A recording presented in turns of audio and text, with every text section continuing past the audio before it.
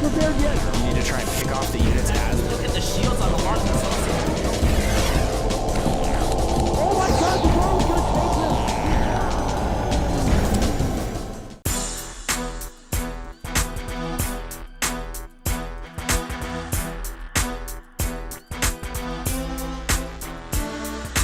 Hey, ladies and gentlemen, this is HD. And this is Paying User. And we're back for game number 3 between EG Axslav and Complexity's Destiny. What a series this has been so far. First game, Destiny taking a pretty convincing game off of Axslav after, faltering for a little bit with the air of the Protoss. He was able to bring out the Infestors and take back a really, really sick game. Second game, he just got Cannon Rush, and that wasn't too pleasant for him as a Zerg player. So here we are in game 3. This is IPL Losers Bracket Round 1, and we are here on Metalopolis. We are indeed. Y'all ready for this? Destiny spawning as our purple Zerg at the 6 o'clock position, and Axslav spawning as the blue Protoss at the 9 o'clock. Yep. And it looks like Destiny is on his way with the first Overlord. Let's see if he pulls that back as soon as he finds out where Axslav is exactly. Look at this, man. Bubba's Gas and Gum? That's kind of cool. Bubba's Gas and Gum. You know what they should do? They should put like advertising here for Coca-Cola, and Blizzard could make some more money Maybe they could. someday in the future. And he does pull that Overlord back almost immediately, so Axslav will not know about that Overlord, and that is something I like to see. A lot of players lately have just been sending that Overlord right in, and it looks like Destiny might be doing that. He might be sending the Overlord all the way in, and he is going to reveal his position, but it doesn't matter. There's already a probe denying his natural, so Destiny realizing this, he already knew about that. Yeah. So Destiny is going to try and get that natural down, but building a pool instead, obviously not going to be able to get that hatchery down. Yeah, well, this is the thing, when there's that annoying probe outside your natural and you were gonna go for 14 hatch, and you can't. Ooh. You gotta go build a pool. Destiny trying to pull a fast one on Axslav right there, surround the probe as it comes through the mineral line, but not going to be able to do so. And his expansion has been delayed by quite a bit here. We do have a gateway first from Axslav, so we won't see another cannon play. Well, yeah, I just don't think that doing that kind of forge build is going to work on a map like this, because typically when Protosses do that cannon cheese, so to say, they usually open up the game with a forge first in anticipation of falling back into a natural. But on this map, you can't, because the natural is so wide. And I believe we just had a double extractor trick out of Destiny right there. He is at 20 out of 18 supply, so he definitely used the double extractor trick there, and he does have some lings out now. He will be able to clear out this pylon at the natural, eventually taking that natural. It will delay his expand by a little bit, but nothing he's too worried about. He's been spending his money this whole time, maybe 50 minerals. Yeah, well, it would have certainly been a loss of resources, but he was smart. He built 2 extractors, and he made 4 Zerglings out of the wasted time, so to say, when he doesn't have the supply to make units. So I like that. That's smart thinking. He wouldn't have had 4 Zerglings otherwise, and now he's going to get a little bit of map control. And this Selnaga Tower, man, talk to me about it. This is going to be so important in this match. Oh, absolutely. That is the no man's land in cross-spawn Metalopolis. Yeah. Controlling that Selnaga Tower, oh, so important, especially in matchups like TVT, where position is just everything. And in this matchup, it's definitely important, especially for Destiny, to know, it's just that early warning system. He'll have that heads up on when Axslav is moving out, and we have a spine crawler coming down already for Destiny. Looks like he's gonna slow walk that over to the natural just to be extra safe. Yeah, he's just building this right now to be a little bit on the safe side, because as a Zerg, you never know. 5 minutes and 30 seconds is the timing when a Protoss can hit you with the hard 4-gate. So he's just throwing the spine crawler just for safety's sake, but he's going to see the Nexus coming up here. Really good scouting with the 2 Zerglings, and he may just decide to cancel the crawler. I don't know. It looks like Axslav is once again going with that 1-gate double gas fast expand style that we've seen out of him a few times. It's definitely pretty risky, though. It's not nearly as safe as a 2 or 3 gate expand. Oh my god, we have a Stargate, same build as game number 1, actually. Yeah, I mean, game number 1, he actually went with that double Stargate, which was a bit of more of an investment than a single Stargate. Single Stargate, a lot of times you'll get that out, get the Void Ray out, and that enables you to hold the Speedling Roach all in so much more effectively. Obviously, none of those units can hit air, and if you have enough force fields to delay them for quite a while, then you can use that Void Ray to eventually force that push out of your natural. You are so smart, Pain User. I love you too, HD. I wish I could neuroparasite your mind, just like shoot a tentacle over there. How do you know you haven't already done it? You do have powers of the mind. I am a Zerg player after all, right? And you are indeed a Zerg player. All right. Root Destiny, Complexity's Destiny here. They have recently... I know it's confusing, isn't it? Yeah, isn't it? But hey, man, what a pickup for Complexity. Before that, they were kind of a shaky team. Didn't have a really solid base, but now that they've got all these players... Yeah, they had super Cruncher, solid. they had RSVP. Yeah. They had Rise, they had Fire Zerg. They were good. Yeah, I mean, not like... their star players were definitely RSVP and Cruncher. Yeah, Cruncher, so good, man. I mean, yeah, he's a good player, absolutely. Yeah. He hasn't had his real breakthrough yet, but nonetheless, he managed to get on Idra's bad side, and he's done pretty well in some online tournaments. It's pretty easy to get on Idra's bad side, so I'm told. So I've seen. All right, Void Ray's going to come out here, and it's going to get a couple of shots off on these Zerglings. Ooh. Watchtower goes unattended. Melting those Zerglings. Yeah, that Void Ray is surprisingly strong against Zerglings, but then again, Zerglings are surprisingly soft and weak and cuddly. I don't know. They would make cuddly. a nice little toy, you know, like a little baby's toy. That is the last thing I would want in my sleep arms. with- to And sleep with at that night. Spore Crawler is going to go up immediately as that Void Ray enters the base. It's going to get off some free pod shots, weaken it a little bit. And look at this. Once again, we do have this quick Infestor style from Destiny going immediately up to the infestation pit, not spending his gas on anything else, relying on queens and spore crawlers to defend that quick air rush, and Axslav responding to this by taking a very fast third. Yeah, this is a really fast third, actually. Typically, the timing you would expect a Zerg to get a third. Maybe this time around, Axslav wants to play a really long macro game, but when he tried to do that in game one, it just didn't work out when he was confronted with all those infestors. So, I don't know, man. Do you think it's going to work out this time around?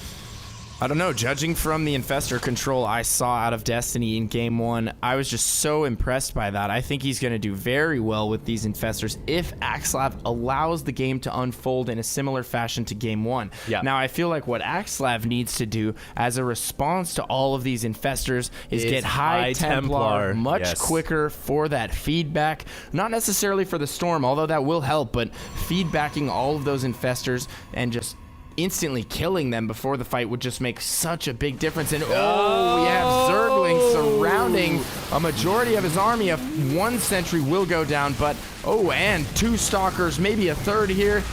Oh no, not gonna press the issue. It looks like Destiny will pull out. I mean, not bad though. He applies a little bit of pressure, and he's going to be able to get out there with about half of his lings, I would imagine. Speaking of us, you know, jinxing each other and saying High Templar at the same time, I think I have mind controlled you already.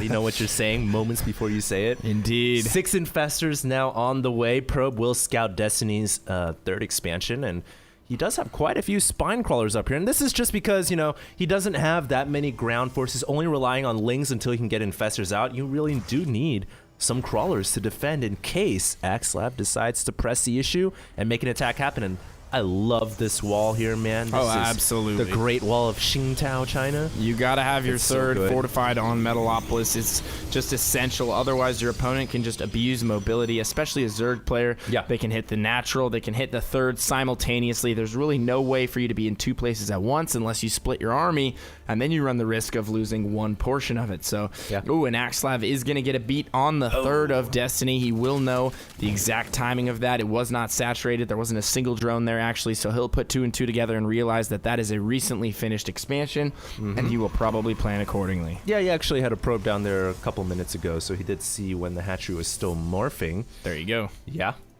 And we have a robotic support bay on the way, so no doubt going to be some Colossus, but once again, this force is strong with the infestors. We're going to have some infestors with mind control coming out. And these are not the droids you're looking for. Oh, finally, you don't need to see his identification. Finally, we have some roaches coming for Destiny, completely foregoing roaches or hydras in game 1. It looks like he has realized he might need some buffer units for those infestors. Axslav just going Colossus once again. I would love to see him build a ton of gateway units with High Templar as a response to this. Yeah. I think it might work out much better than this heavy Colossus style of play. But we do have Axslav getting 2 upgrades at the exact same time. He's double forging, and ooh, Destiny looks like he might be able to pick off some free units here. He's gonna be able to possibly get a couple of sentries. Not able to do it. Actually, those force fields really, really good, but at the same time, it drains those force fields, those sentries of energy just a little bit, and I like that because he really didn't lose that many Zerglings, and he just applied a little bit of pressure and keeps Axslav on the back foot. By the way, guess what? We have both Dark Shrine and Templar Archives. Go back to the up. income tab real quick. Oh my goodness. It was 55, I believe, to 73. Now we're at 61 to 73, but never a situation you want to be in as a Zerg player. Axslav well ahead right now off of 3 base, but Destiny is taking a quicker 4th. He is making a move to pull ahead in this game once he gets that 4th up. However,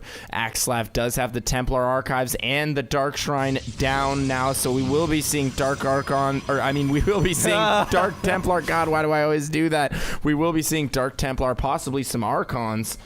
God, I wish they brought Dark Archons. I don't know back. about you, but I would love to see Dark Archons. I think we had this discussion before. It's like deja vu. Ooh, and the first Archon hits the field. Second Archon hits the field. It looks like this might be Axslav's response to the mass infestor style. He tried this last game, though, and the infestors just mind-controlled the Archon. I saw that as well. And I mean, like, as weird as that may sound, the Archon is supposed to be the synergy of the most powerful mind in the universe, and it just fails to a little tentacle. Well, I mean, I don't know if that was the case in that situation, though. There were so few units left for Axslav. I mean, he was down to a Colossus, an Archon, and a few other extraneous units. And, you know, Destiny just happened to grab the Archon and grab a few of the Colossus. So. Yeah. We haven't really seen how effective it will be, but Destiny looks like he's going to poise himself to engage here, using his infestors a little bit, going to get a fungal growth off, and he is just going to hightail it out of there. No, he's going to engage. Oh my god, I don't know about this engage. This may not be the best spot, but he gets all his fungals off, but his infestors are in the front, so even if they mind control, which they did, they will go down very easily to focus fire. I don't like that engage at all by Destiny. He should have continued to fall back. All of the infestors going down for Destiny. Yes. Such high gas units. He could not afford to lose them there. The beauty of game 1 was that he managed to keep his infestors alive throughout the entire game, and right now he is not in a similar situation. He is on his back foot. It looks like he might be forced to give up position here on the 4th, and it looks like Axslav is just going to work his way straight through to the 4th, and Destiny is in trouble. Destiny is in a heap of trouble right now. Will lose the 4th, which does not put him in a good position at all, because Axslav has a 4th of his own, and Destiny now trying to rebuild his infestor force. But you made such a good point right there, Pain User. In first game, he was able to keep his infestors alive. He throughout almost the entire game. That's really the reason why he was able to win. This game, though, he lost his first initial wave of infestors, and they aren't cheap, man. They cost a lot of gas, and gas these days, it costs a lot. Have you been to the pump lately, man? It's like $4 a gallon. Wow, Axslav not running on fumes. He is going to roll straight through here after taking out the 4th, and he will take out the 3rd, and I don't know what Destiny can do here. Axslav making the proper adjustments to deal with that mass infestor style. He has a ton of Zealots. He has a ton of Archons. He has a few Void Rays and a Colossus mixed in for good measure. Just a little bit of everything, but the one thing is he has the higher Zealot count, and that is what's going to enable him to win. Destiny calling GG. Good luck in the rest of the tournament. Generous gesture from Destiny right there. I always love it when I see players wish other players luck. You don't see that every day. Yeah. I'm going to pat Destiny on the back for that, but Destiny will be going out of the IPL in the losers bracket round 1. Destiny, one of those players that, you know, qualified. People had high hopes for him. He has been playing so much recently. He's really on top of his game, and I love the infestor style of play, making it work wonders in game 1, but just lacking that same magic in game 3. I don't know, man. I think he should have fallen back on that, what do you call this, like A Street or Main Street? I don't know. He should have fallen back when he was on the street. Yeah, absolutely. He tried, but infestors off of creep are relatively slow, lumbering creatures. Well, he stopped here. Literally, he stopped right here. Maybe, like, he saw a red light here. It's just like, oh, there's a red light. I need to stop. Yeah. Obey the law. Something in Destiny's mind triggered him to go back in at the end there and attempt to get off those fungals. It was kind of a combination of he might have had enough to engage Axslav's army there, and then Axslav also bunched all of his units together, giving Destiny the green light to go ahead and try to get those fungals off and possibly surround him. But the problem was he didn't have any other backup units. Yeah. Anyways, guys, that will do it. Axslav winning 2-1. He will be moving on to losers bracket round 2. And if you guys enjoyed that IPL content, make sure you check out www.ign.com/IPL and check out our social media links in the bottom left-hand corner of the screen. You can also find us at Twitter, Facebook, YouTube, justintv.com/IGN Pro League. If you enjoyed the casting, you can find myself and HD. Well, you can find myself at www.twitter.com/painuser and youtube.com/strapper. Yeah, and you guys can find me at youtube.com/HDStarcraft. That's where I reside. And thank you so much, guys, for all staying tuned. This is HD and Pain User signing out. Round 1 of the losers bracket will go to Axslav, taking it back after the first loss. And that's it for us. Stay tuned, guys. HD and Pain User signing out.